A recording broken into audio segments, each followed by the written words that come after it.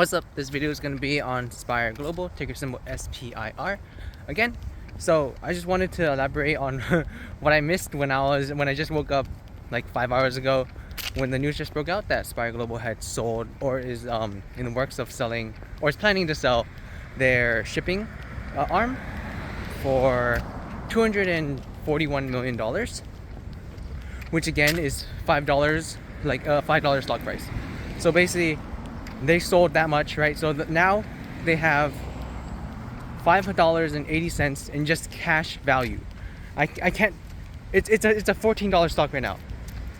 Literally a week ago, it was $11. So that means a week ago,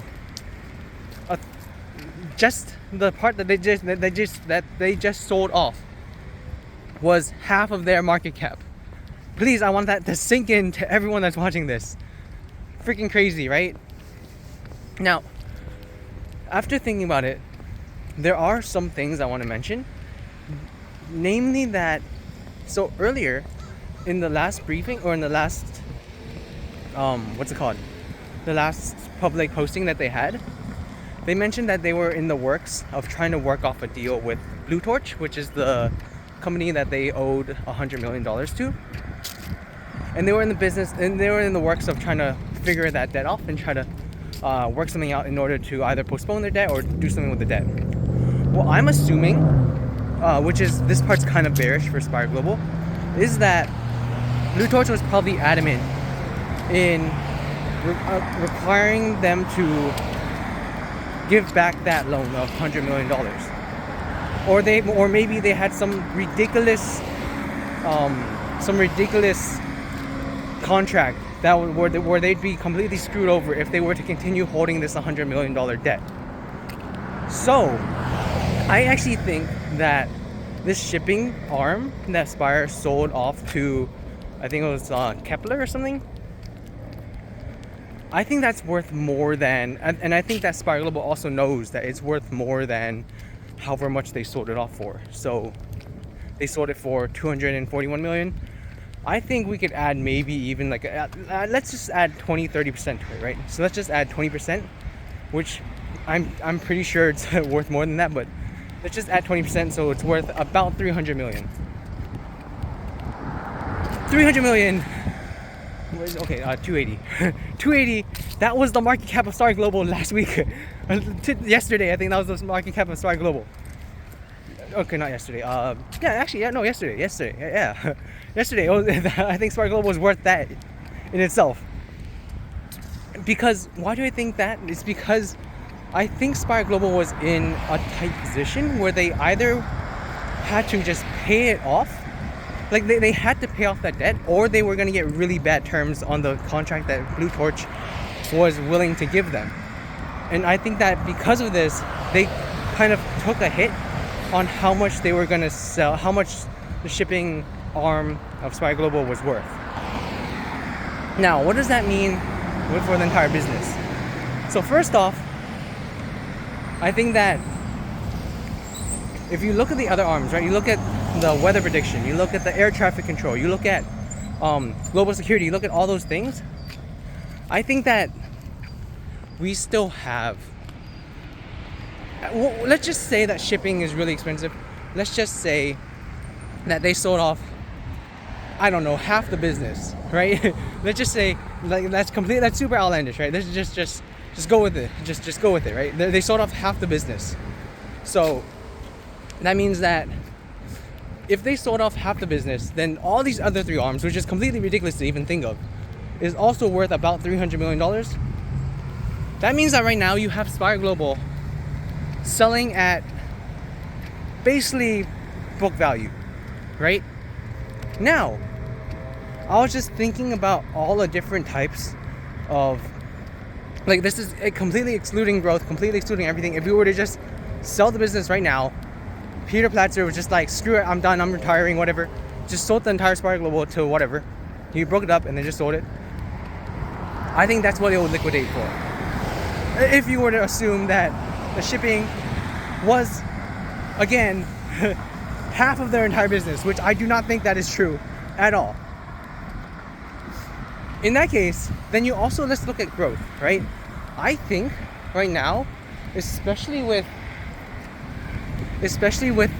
AI being so popular, you don't even have to look at whether or not AI will be profitable, because the problem with AI for a lot of companies is that it's you either keep up with the rest of the pack and you lose money, or you just drift off the rest of it, or you just like lag behind, and then you just get completely bankrupt because everyone else is advancing faster than you, right? Now, I also wanted to talk about so in that case, then in that scenario, AI is really important, right? It's not going to be a benefit to have AI. It's going to be a handicap to not have AI. Does that make sense? Now, not necessarily not a handicap. It's going to be a deterrent. It's going to be like, it's going to be bad to not have AI. It's not going to be good to have AI, right? That's what I mean. So yeah. I'm still a little bit tired. Anyways, now, the thing about weather, right? I just want to go into weather, which is something I just realized after watching that last interview with I forgot one of the VPs or something. I forgot who, but then it's a previous video. You can look it up. You can look it up somewhere in my channel somewhere, like 3 videos ago. But when companies realize that in order to optimize and be more efficient for training their AI, they're going to need to have data on weather, right? They're going to need to have accurate weather predictions. In my current job, I'm working on something where they have to optimize how much water goes into the data centers, how much electricity, like when to start turning on certain pipes, when to start turning off certain like AC and things like that, right? If you have when to maybe even like look at your solar panels, right? When to be like, okay, when to think, okay, so I need, right now it's gonna be really sunny, so I can toggle off on the amount of energy coming from my nuclear generator or whatever, and then that can go into a battery while I get more energy from solar panels, right? Versus maybe it's really cold now, so I should start shifting to nuclear instead of relying only on solar, and I can start tapering down on the water that goes into the data centers because things won't overheat as quickly, right? So it's this, in order to optimize, in order to actually save money, you're going to need really accurate weather predictions. And I feel like the data that SPIR Global can provide to those companies, to the Googles, to the Metas, to the Microsofts, all these people that basically are super reliant on a ton of energy and super reliant on a ton of water, right? They're trying to conserve as much cost as possible, and in order to do that, you need to have really accurate weather predictions. So, like, just looking at the weather prediction alone, this isn't even accounting for the fact that you'll have governments that have to look at wildfires, right? The previous contract with Canada and now NASA, looking at like hurricanes, looking at tornadoes, looking at all those things. Person coming.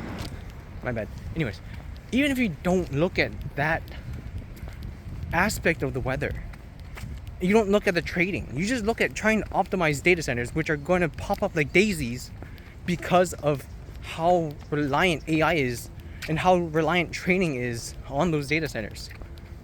Again, I keep saying, you say NVIDIA is a shovel play. When people finish buying shovels, you just have to dig, right? SPIR Global, investing in companies that are sitting on a lot of data and sitting on data generating companies, that's like investing in the plot where they're digging. It's literally saying, okay, it's you know when you go fishing, right? Sometimes you have to pay an entry fee in order to go like fishing on a certain lake, or in order to go like when you're going mining for gold, you have to like pay like an entry fee to the people that own the property for you to be able to mine gold. It doesn't matter how much gold's there, it's just people are gonna mine it, right? And they don't have to do anything. They don't have to create the shovels. Does that not make sense? That's the exact premise of a SaaS business, right? Or in this case, I guess it's DaaS, so data as a service, right?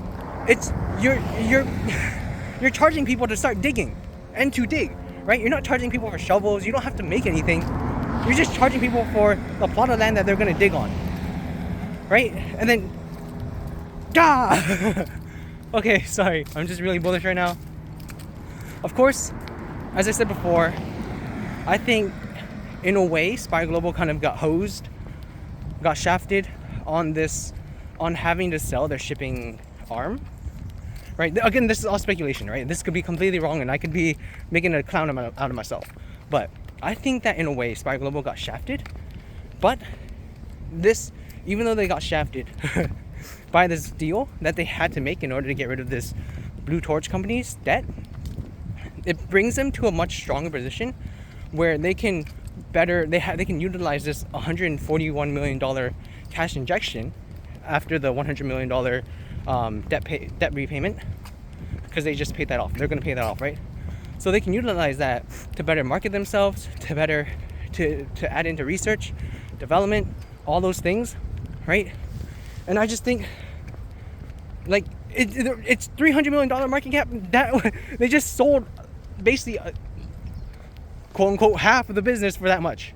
Again, half the business I think is a crazy undervaluation of the shipping industry because of how much money that can generate for people that are trying to optimize their this return to just-in-time shipping, right? So that's just my opinion. I don't know, not financial advice, but I just think that, again, you don't have the balance sheet, so I don't know.